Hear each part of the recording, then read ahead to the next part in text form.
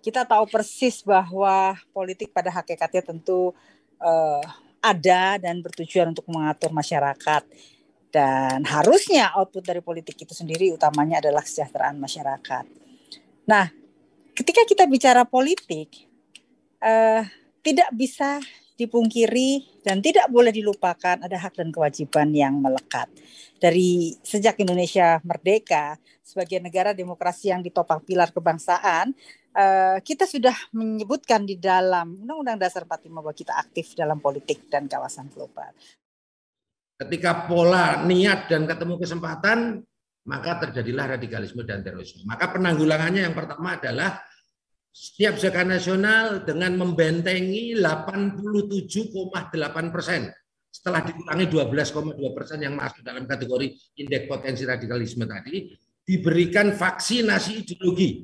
Nah, inilah pentingnya kerjasama atau kolaborasi dengan adanya Perpres nomor 7 tahun 2021 tentang rencana aksi nasional penanggulangan dan pencegahan ekstremisme atau radikalisme berbasis kekerasan menuju terorisme, yaitu kami kerjasama dengan Kementerian Sosial, Kementerian Agama, ya, kemudian dengan Mendikbud, Ristek dan lain sebagainya. Nah, ke depan terhadap kepemimpinan nasional, saya kira dengan situasi seperti ini, tentu kita butuh pemimpin yang memang pertama mereka adalah pemimpin dari yang punya konsen pada pembuatan kebijakan yang terbuka dan transparan dan berbasis bukti gitu ya, yang percaya pada data dan percaya juga pada kolaborasi gitu.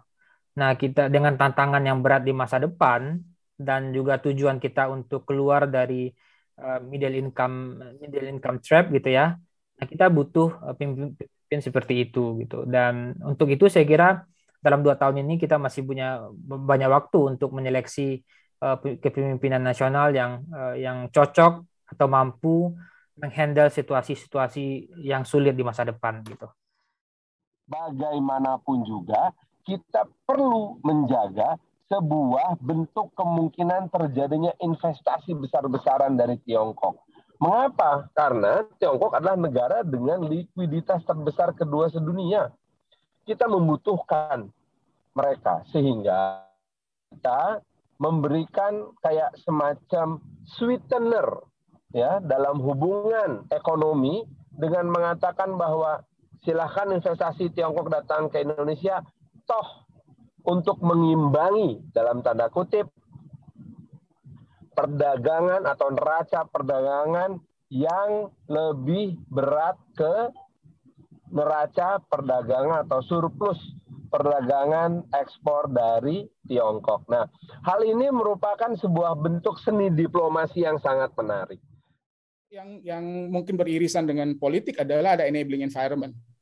Ada enabling environment yang menormalkan pemakaian politik identitas untuk mencapai kekuasaan. Saya pikir ini walaupun dia tidak saling mendukung, tapi enemy of my enemy is my friend, kan? Itu dalam istilahnya seperti begitu. Otomatis munculnya perda-perda yang ideologis, perda-perda yang apa ya demi kepentingan politik praktis.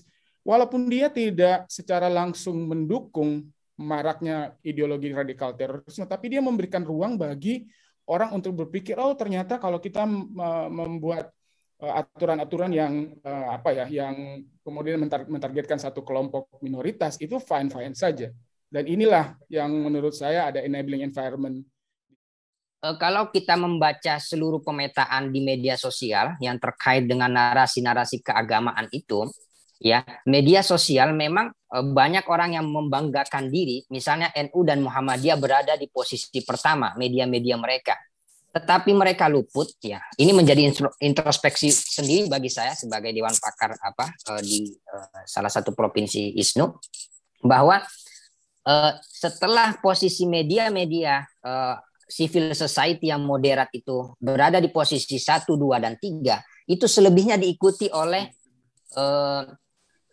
media-media yang intoleran, ya, media-media intoleran. Kemudian diselingi dengan media-media radikal dan lain sebagainya.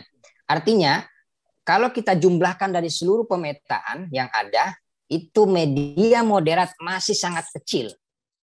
kembali kepada masalah geopolitik. Intinya begini, jangan sampai kita terjebak pada kata hegemoni ya. Space consciousness kita sebagai bangsa tuh harus ada. Space consciousness ini Pak sangat penting karena kayaknya kita tuh terdikte terus atau kalau saya bilang tuh dengan era neuroscience, kita sepertinya percaya betul Cina itu hegemonic power yang akan meluluh lantakan dunia. Somehow kita sepertinya percaya itu gitu. Padahal kita harus tahu betul apa sih makna hegemoni. Sebuah negara itu menjadi hegemonic power kalau dia punya 4 elemen. Secara security elemen dia kuat, secara production elemen dia kuat, secara financial elemen dia kuat, secara knowledge elemen dia kuat.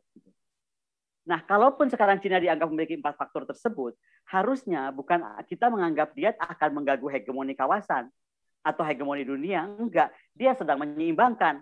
Nah, untuk supaya kita tidak terjebak pada trap itu, kenapa kita nggak belajar dari Cina tadi membangun 4 hegemoni itu?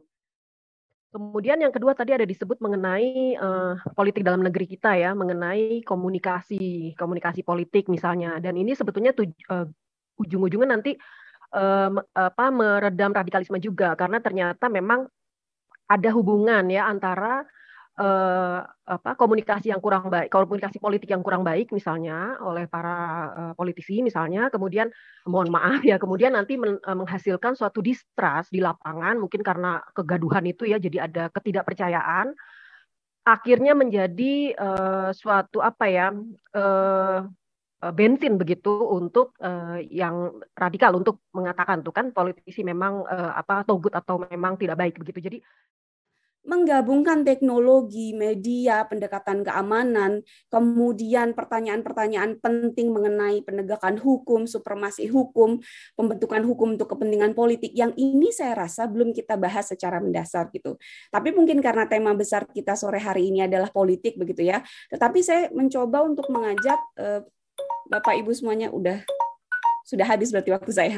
Saya ingin mengajak Bapak Ibu semuanya untuk kemudian melihat kembali arah politik bagi penegakan hukum kita gitu. Kenapa kemudian itu menjadi penting? Karena ini adalah salah satu pilar, salah satu pondasi untuk kemudian melihat kemudian arah kebijakan politik kita tuh seperti apa gitu. Ketika Presiden Jokowi tegas melaksanakan pilkada serentak di masa pandemi, menurut saya itu memperlihatkan kekuatan demokrasi kita. Jadi kalau demokrasi itu dinilai mengalami penurunan di sana-sini, saya kira itu adalah perjalanan panjang yang mesti ditempuh, karena demokrasi kita kalau dihitung dari pemilihan presiden secara langsung, 2004 baru berumur 17 tahun. Karena itu adalah pertanyaan serius, apakah kita memilih vaksinasi ideologi ataukah literasi ideologi dalam perspektif demokrasi. Sekian, terima kasih.